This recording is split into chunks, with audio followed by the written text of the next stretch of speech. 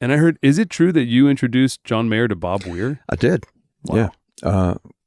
When I was working on, I've done 3 albums with John. The first one was Born and Raised, Which is an incredible album. Yeah, thank you. And one of my brother's favorites albums. To keep nice. talking about my little brother. But. Cool. Good. Love that album. Yeah, I'm proud of that one, man. Yeah. I get in the car and drive with him, to the studio and stuff. And he always had the Grateful Dead channel on Sirius on, or he had cassettes of gigs, and he could identify. No, that's not 78 because Jerry's playing through this pedal or something like that. And I didn't see that coming, but he was a huge fan.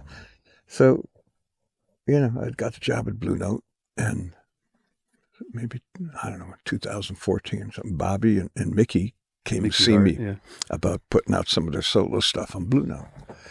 Oh, John was downstairs. He had locked out Capitol Studios and was writing songs there. So I called him up. I said, "You better come up here."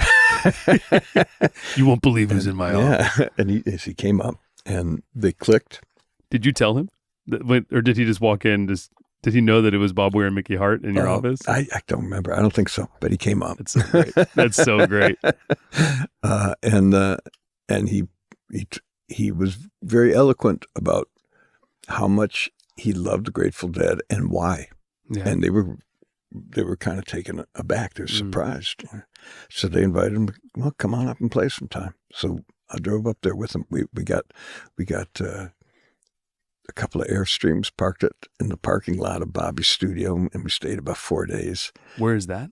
It's up in Marin. Oh, nice. And then they just jammed, and Bill Kreutzmann was there. Amazing. And there were various bass players. Mike Gordon was there for a couple of days. Nice. I played one day. Amazing. Was this before you were playing with Bob?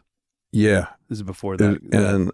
And I wasn't prepared. I wasn't a Deadhead, and I wasn't prepared for it. John, to his credit, man, he was starting to write songs, and he was using Capitol Studios for that, with an eye towards making a new record. Mm-hmm. And when the opportunity cemented itself for him to go play with those guys 3 months later, he shut down the record, cleared out all his stuff, went home, and cracked the code on Grateful Dead, and particularly what was behind what Jerry was doing. He knew not to do karaoke Jerry. Of course. But what is he actually doing? What modes is he using?